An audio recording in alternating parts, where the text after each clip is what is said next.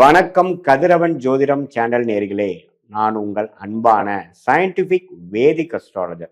Astro அரஞ்சி பேசுகிறேன். நல்லது நினைப்போம், நல்லதே நடக்கும். இந்த வீடியோவில் நான் என்ன பார்க்க போறோம்னா, கடகராசிக்காரர்களுக்கு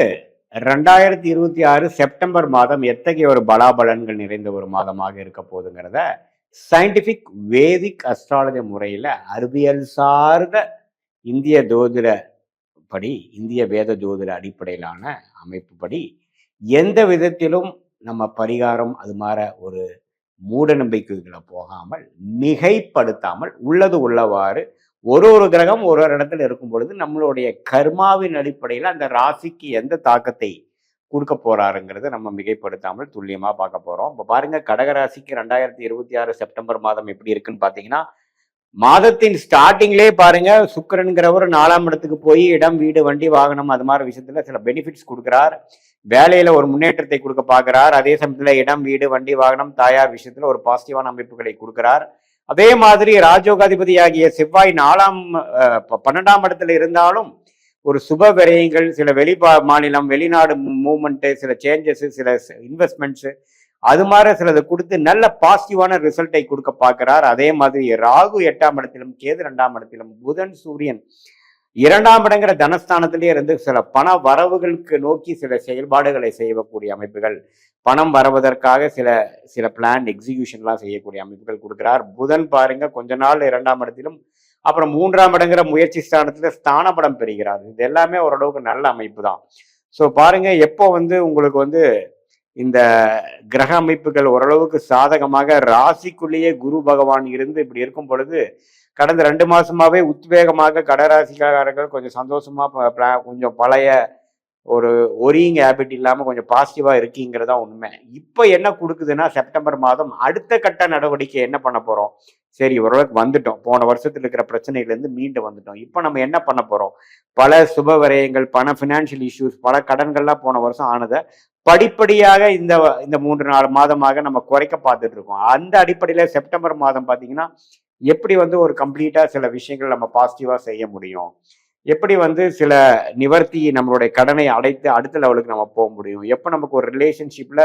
ஒரு பேட்சப் பண்ணி ஒரு நெக்ஸ்ட் லெவல் கொண்டு போகிறது, எப்போ நம்ம வாழ்க்கையில அடுத்த லெவல் ஆஃப் இம்ப்ரூவ்மெண்ட், அடுத்த லெவல் ஆஃப் வசதிகள், அடுத்த லெவல் ஆஃப் பாசிட்டிவான ஒரு பிளாட்ஃபார்ம்குள்ள எப்படி போக முடியும், நம்மளுடைய ஃபினான்ஷியல் ஸ்டெபிலிட்டி எப்படி பண்ண முடியுங்கிற காரியத்தை எடுத்து பண்ணும் பொழுது நல்ல ஒரு மாற்றங்களை கொடுக்கும். நல்ல ஒரு change of job, change of ஒரு பிஸ்னஸ் பண்ணணுங்கிற ஒரு இன்ட்ரெஸ்ட், அதுல தேவையான சில அமைப்புகள், அதுக்கு வேணுங்கிற இன்வெஸ்ட்மெண்ட், அதுக்கு வேணுங்கிற இடங்கள், இது எல்லாமே நல்லா வரக்கூடிய அமைப்புகள் இருக்கு. அதே மாதிரி வீடு கட்டணும், இடம் வாங்கணும்னு நினைக்கிறவங்களுக்கு டக்குன்னு அமையற மாதிரி அமைப்புகள், சில காம்படிட்டிவ் எக்ஸாம்ஸ் எழுதணும்னு நினைக்கிறவங்களுக்கு டக்குன்னு ஓரளவுக்கு நல்லா கிளியர் பண்ணி நல்ல ஒரு பாசிட்டிவான ரிசல்ட் வரக்கூடியவங்க, வெளிநாடு வெளிமாநிலம் போய் படிக்கணும்னு நினைக்கிறவங்களுக்கு நல்ல ஒரு சேஞ்ச் கிடைக்கக்கூடிய அமைப்புகள், அதே சமயத்துல பூர்வீகமா அப்பாவனால கொஞ்சம் பிரச்சனைகள் வந்துட்டு இருக்குங்கிறதுக்கு அப்பா மூலமா கொஞ்சம் பேச்சப் பண்ணி நமக்கு அதுக்கு வர வேண்டிய சில சப்போர்ட்டுகள், இது மாதிரி பல விஷயங்கள் நம்ம பாசிட்டிவா வரக்கூடிய அமைப்புகள் இருக்கு. வெளி மாநிலம் வெளிநாடு மூலமாக சில பாசிட்டிவான அமைப்பு, இம்போர்ட் எக்ஸ்போர்ட் பண்றவங்க, ரியல் எஸ்டேட் பண்றவங்களுக்குலாம் ஒரு நல்ல பெரிய இன்வெஸ்ட்மெண்ட் பண்ணி அது மூலமாக பலத்த லாபம் பெறக்கூடிய அமைப்புகள் எல்லாம் இந்த கிரக அமைப்புகள் ஆகிய சூரியன், புதன், சுக்கிரன், செவ்வாயெல்லாம் ஓரளவுக்கு சாதகமான அமைப்பு இருந்து குரு ராசிக்குள்ளேயே இருந்து 5, 7, 9ஆம் இடத்தை பார்த்து நம்ம பேசிட்டு இருக்கக்கூடிய, நம்ம பழகிட்டு இருக்கக்கூடிய வட்டாரங்கள், குழந்தைகள் நம்ம கொஞ்சம் கவனிக்க முடியாம போனதெல்லாம் குழந்தைகளை கொஞ்சம் நல்லா கவனிக்கிறது, அவங்க மூலமாக நல்ல ஒரு நற்செய்தி வருவது, கல்யாணம் சட்டுன்னு நடக்காம இருக்கிறவங்களுக்கு கல்யாணம் அரேஞ்ச் ஆகுறது, நண்பர்கள் வட்டாரம் மூலமா ஒரு கான்டாக்ட்ஸ் மூலமாக ஒரு பிஸ்னஸ் பண்றது, இது மாதிரி நம்மளுடைய சோசியல் லைஃப் எல்லாமே அடுத்த லெவல் டெவலப்மெண்ட் ஆகக்கூடிய அமைப்பை கொடுக்கக்கூடிய ஒரு அற்புதமான ஒரு கிரக பெயர்ச்சி நம்ம ஜாதகத்துல இப்போ ஓடிட்டு இருக்கிறத நீங்க நல்லாவே கடகராசிக்காரங்க பெனிஃபிட் அடைஞ்சுக்கணும். உடம்பு உபாதைகளால போன வருடம் மூலமா பாதிக்கப்பட்டுட்டு இருந்தவங்களுக்கு இப்போ கொஞ்சம் ரிலீஃப் பரவாயில்ல, இப்போ கொஞ்சம் உடம்பு சொன்னபடி கேட்குதுங்கிற மாதிரி சில விஷயங்கள் அதை அப்படியே மெயின்டைன் பண்ணிக்கணும். அதுல மாதிரி பழைய ஹேபிட்ஸ் நீங்க போகக்கூடாது. லைஃப் ஸ்டைல் ஓரியன்ட் டிசீஸ்ல இருந்து பாதுகாக்கிறதுக்கு நீங்க அதுக்கு தகுந்த மாதிரி சில வேலைகளும், அதுக்கு தகுந்த மாதிரி சில அந்த லைஃப் ஸ்டைல் ஓரியன்ட் சேஞ்சஸை நீங்க கொண்டு அதை நீங்க இம்ப்ளிமெண்ட் பண்ணும் பொழுது வாழ்க்கையில நல்ல ஒரு மகிழ்ச்சி, நல்ல ஒரு மாற்றங்கள் உங்களுக்கு தெரியும். அதே சமயத்தில் பேசும் பொழுது தவறான ஒரு கம்யூனிகேஷன் நம்ம பண்ணிடுறோமாங்கிறது கேர்ஃபுல்லா இருக்கணும். ஏன்னா கேதுவே வந்து 2ஆம் இடத்துல இருந்து சூரியன் புதனோட சேரும் பொழுது நாம சொல்ல நினைக்கிறது ஒண்ணு, அங்க கன்வே ஆகிறது ஒண்ணுங்கிற மாதிரி இருக்கும். இமெயில் கம்யூனிகேஷன், மற்ற கம்யூனிகேஷன்லாம் பண்ணும் பொழுது ஓரளவுக்கு கேர்ஃபுல்லா பண்ணணுங்கிறது நான் கேட்டுக்கிறேன். மற்றபடி கடகராசிக்காரர்களுக்கு ஓரளவுக்கு சில சுப விரயங்கள் ஆகிற மாதிரி இருந்தாலும் பாசிட்டிவான ரிசல்ட்டை நோக்கி, ப்ரொடக்டிவான ரிசல்ட்டை நோக்கி தான் போய் கொண்டிருக்கிறதுங்கிறத நம்ம தெரிஞ்சுக்கணும். ஸோ அதனால நம்ம ஓவர் திங்கிங் பண்ணாமல் நம்ம பிளேட்ல இப்போ கடவுள் என்ன வைத்திருக்கிறாரோ அதை டக்குன்னு எவ்வளோ தூரம் ஸ்திரத்தன்மையோட கிரியேட்டிவா நம்ம செய்ய முடியுமோ, பலனை எதிர்பார்க்காமல் நம்ம ப்ராசஸை கரெக்டாக செய்யும் பொழுது இப்போ இருக்கக்கூடிய கிரக அமைப்பு மூலமாக நல்ல பலன்கள் வயது வித்தியாசம் இல்லாமல் எல்லா கடகராசிக்காரர்களுக்கும் உண்டு. அஸ்தம சனி எல்லாமே முடிந்து விட்டது. உங்களுக்கு உண்மையில் வர்றதெல்லாம் கொஞ்சம் பாசிட்டிவான விஷயமா இருக்குதுங்கிறத தெரிந்து கொள்ள வேண்டும். இது ஒரு பொதுவான பலனே தவிர உங்களுடைய ஜென்ம ஜாதகத்துல நீங்க எந்த தேதி எந்த நேரத்துல பிறந்தீங்கன்னு வச்சு ஜாதகத்தை போட்டு நீங்க எந்த லக்னத்துல பிறந்தீங்க, நீங்க எந்த நட்சத்திரத்துல பிறந்தீங்க, நீங்க வந்து ஆயிலி நட்சத்திரமா, பூச நட்சத்திரமா, புனர்பூச நட்சத்திரமா, எந்த மாதிரி ஒரு தசாபுக்திகள் போய் கொண்டிருக்குது, அந்த தசநாதனும் புக்திநாதனும் இப்போ கோச்சாரத்துல எது மாதிரி ஒரு அமைப்புல வந்து போய் கொண்டிருக்கிறார்கள், அதோட ஸ்தானபலம் திக்பலம் என்னங்கிறது எல்லாமே 9 கிரகம் 12 கட்டத்துல 27 நட்சத்திரத்துல சேர்த்து வைத்து பார்க்கும் பொழுது ஒரு துல்லியமான பலன்கள், அடுத்து வரக்கூடிய ஷார்ட் டேர்ம் எப்படி இருக்கு, அடுத்து வரக்கூடிய லாங் டேர்ம் எப்படி இருக்கு, எது மாதிரி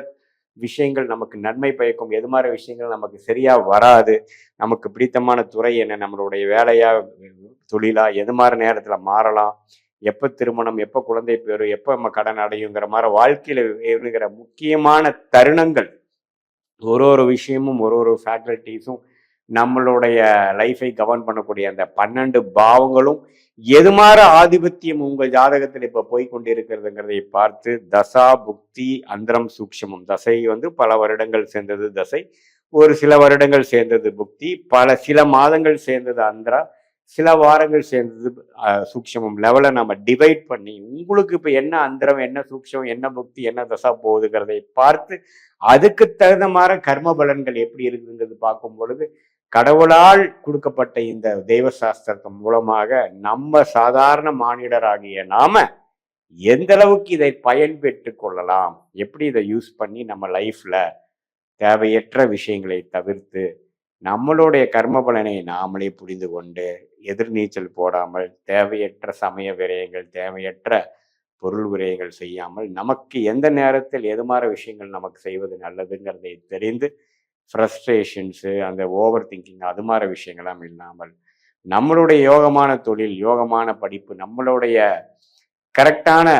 தருணங்கள் எப்பொழுது எது மாதிரி விஷயங்கள் நமக்கு கரெக்டாக வருது, இப்போ நமக்கு சிந்தனையில் வரக்கூடிய ஐடியாஸ் வந்து பாசிட்டிவான ஐடியாவாக இருந்தாலும் அதுக்கு வேணுங்கிற எக்ஸிக்யூட் பண்ணக்கூடிய ஒரு டைம் லைன்ஸ் நமக்கு வந்துருச்சா அப்படிங்கிற ஒரு விஷயங்கள்லாம் தெரிந்து கொண்டு சயின்டிஃபிக்காக தெரிந்து கொண்டு எந்த ஒரு பரிகாரம் அது மாதிரி விஷயத்துக்கெல்லாம் போய் மிகைப்படுத்தி நம்ம ஒன்றும் பயப்படாமல் என்ன விஷயங்கள் எப்படி இருக்குதோ, நம்ம பாஸ்ட் வந்து மேட்ச் ஆகுதா, ப்ரெசென்ட் எப்படி இருக்கு, ஃபியூச்சர் எப்படி இருக்குங்கிறதை தெரிந்து கொண்டு அதுக்கு தகுந்த மாதிரி வாழ்க்கையை திட்டமிட்டுக்கும் பொழுது வாழ்க்கையில் எளிதில் வெற்றி பெற முடியும். மீண்டும் மற்றொரு காணொளியில் சந்திப்போம். நன்றி, வணக்கம்.